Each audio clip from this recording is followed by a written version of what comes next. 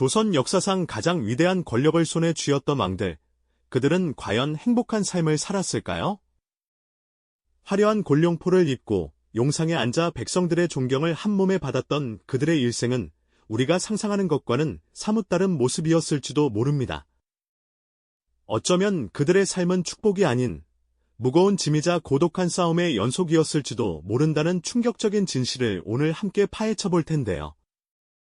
우리가 막연히 생각해왔던 왕의 위엄 뒤에 가려진 비극적인 현실, 그리고 그들이 겪어야 했던 고통스러운 삶의 단면을 이 시간을 통해 깊이 들여다보고자 합니다. 역사의 기록 속에서 찾아낸 놀라운 사실은 조선 왕들의 평균 수명이 일반 백성들보다도 짧았다는 것입니다.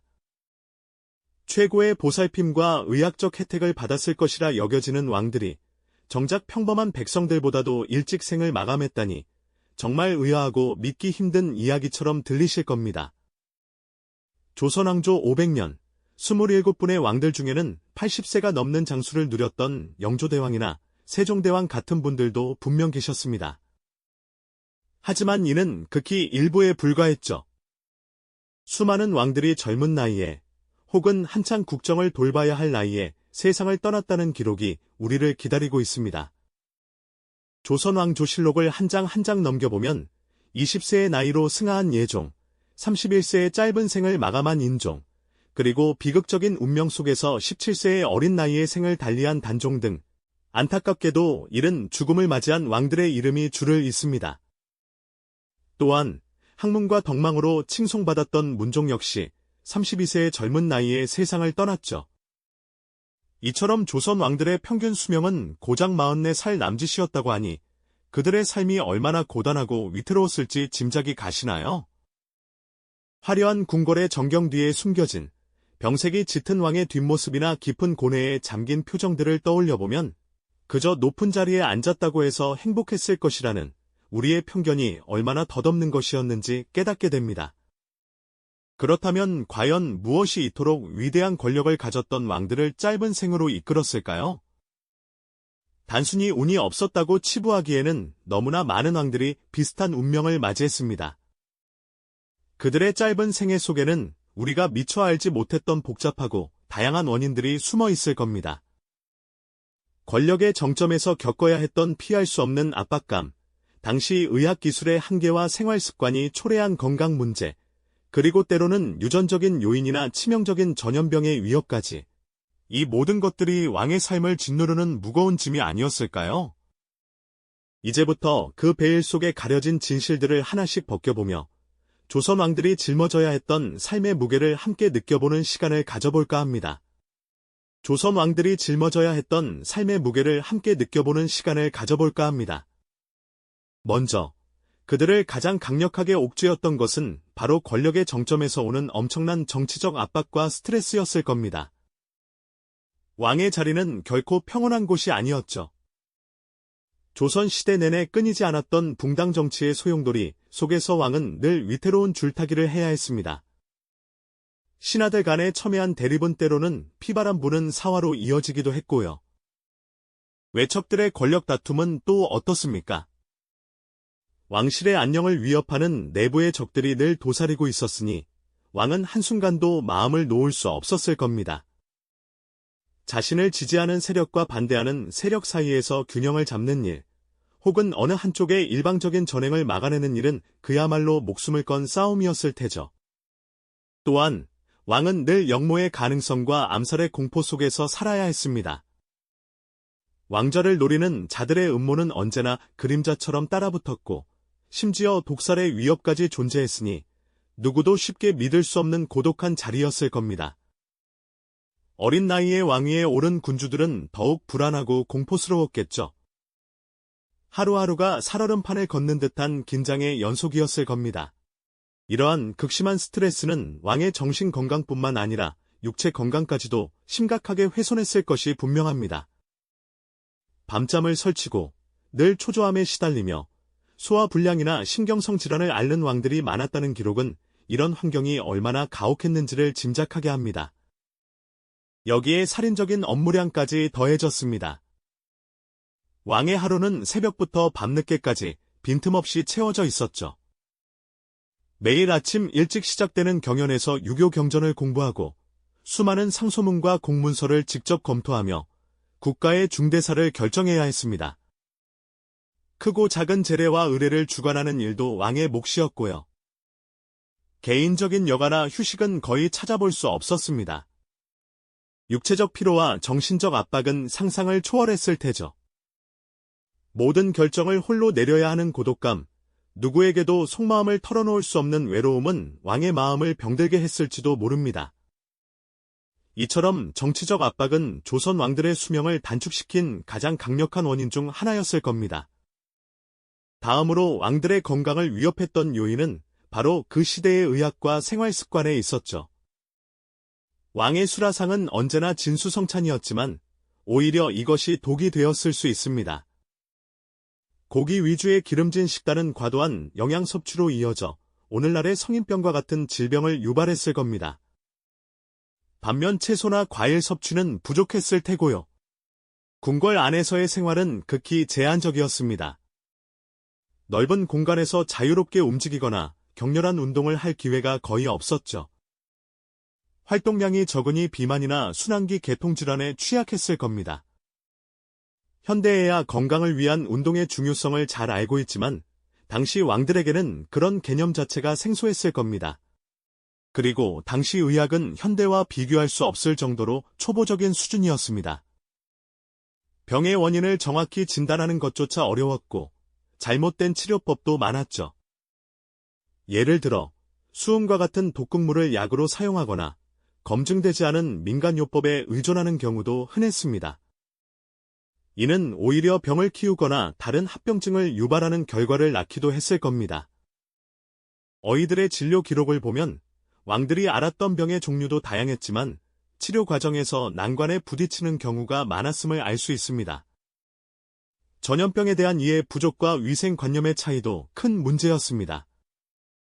궁궐 안이라 해도 현대적인 관점에서 보면 위생 상태가 좋지 않았을 수 있습니다.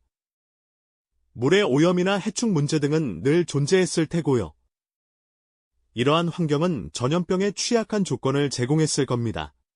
결국 정치적 스트레스와 불균형한 식단, 운동 부족, 그리고 미흡한 의료기술과 위생 문제까지 이 모든 것들이 복합적으로 작용하여 조선 왕들의 건강을 서서히 갉아먹었던 것이죠. 왕이라는 숙명이 그들에게 부여한 삶의 무게는 이처럼 다각도로 그들의 수명을 단축시키는 치명적인 요인이 되었을 겁니다. 왕이라는 숙명이 그들에게 부여한 삶의 무게는 이처럼 다각도로 그들의 수명을 단축시키는 치명적인 요인이 되었을 겁니다. 이처럼 복합적인 요인들 속에서 왕들의 건강을 더욱 깊이 파고들었던 두 번째 짐은 바로 당시의 열악한 의학기술과 그들의 독특한 생활 습관에서 비롯된 것이 아닐까 합니다. 조선시대의 의학 수준은 현대와 비교할 수 없을 정도로 한계가 명확했죠. 병의 원인을 정확히 파악하는 것조차 어려웠고 치료법 또한 경험과 추론에 의존하는 경우가 많았습니다. 지금 생각하면 섬뜩한 독극물을 약으로 사용하거나 민간에서 전해 내려오는 검증되지 않은 처방에 매달리기도 했으니 오히려 병을 악화시키거나 다른 합병증을 유발하는 결과를 낳았을 수도 있을 겁니다. 게다가 왕실의 생활 습관은 건강에 그리 이롭지 못했습니다. 왕의 수라상은 산의 진미로 가득했지만 그 중에서도 육류 위주의 기름진 음식이 주를 이루었죠. 귀한 음식을 골고루 섭취하기보다는 특정 음식에 치우치기 쉬웠고 채소나 과일 섭취가 상대적으로 부족했던 것으로 보입니다. 이는 현대의학에서 말하는 고혈압, 당뇨와 같은 성인병이나 소화기 계통의 질환을 유발하기 쉬운 식단이었을 테죠. 넓디 넓은 궁궐 안에 계셨지만 왕의 하루는 주로 앉아서 보내는 시간이 대부분이었습니다. 산더미 같은 상소문을 읽고 결제하며 신하들과 밤늦도록 국사를 논하는 것이 주된 일과였으니 현대인들이 겪는 운동 부족과는 비교할 수 없는 수준이었을 겁니다.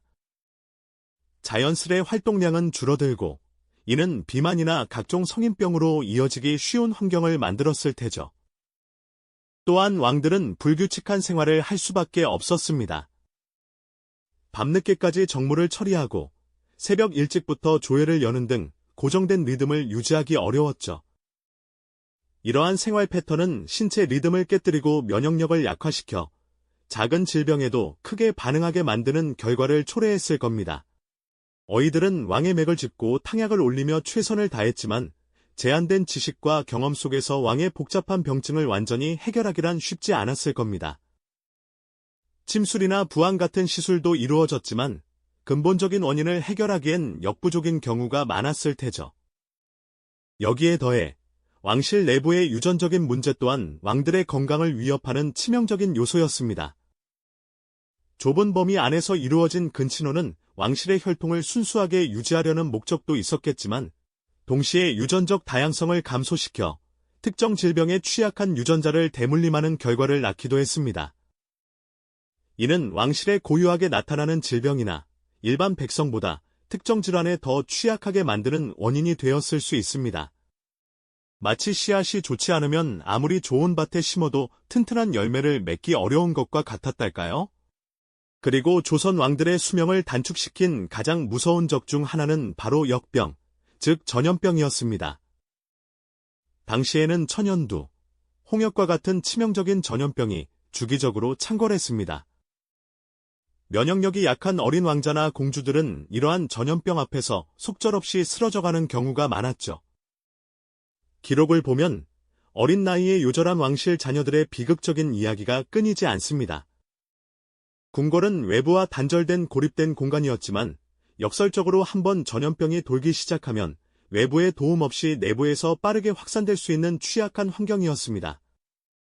외부에서 유입되는 사람들과 물품을 통해 전염병은 언제든 궁궐 안으로 침투할 수 있었고 한번 발병하면 걷잡을 수 없는 공포가 궁궐 전체를 휩쓸었을 겁니다.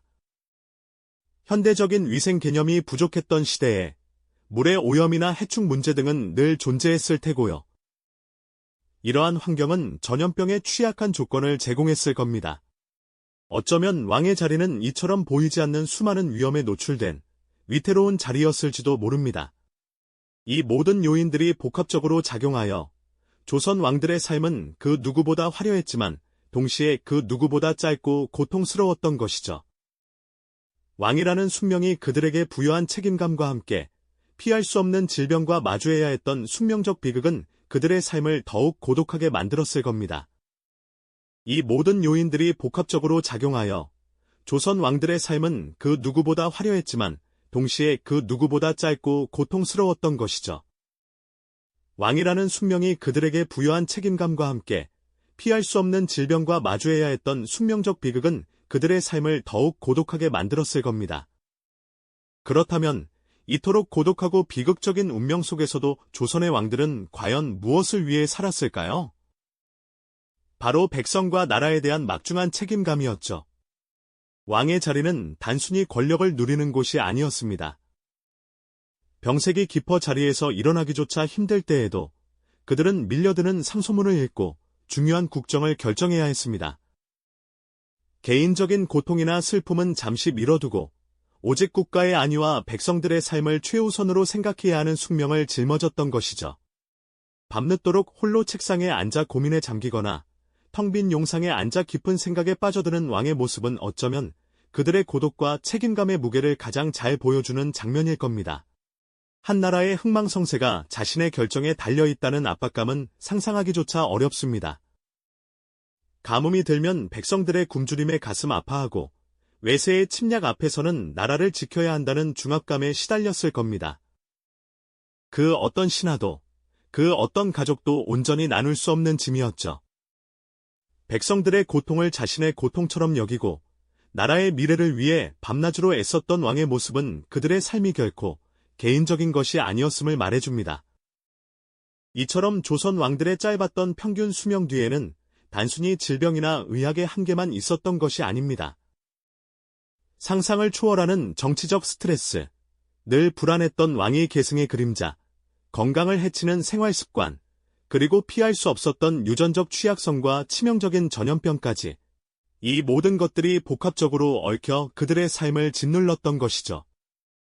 화려한 왕관과 최고 권력의 상징인 용상 뒤에 가려진 한 인간으로서의 처절했던 고통과 막중한 책임감은 우리에게 큰 울림을 줍니다. 겉으로는 모든 것을 가진 듯 보였던 왕의 삶이 사실은 그 누구보다도 위태롭고 고통스러웠다는 아이러니는 역사의 한 페이지를 숙연하게 만듭니다.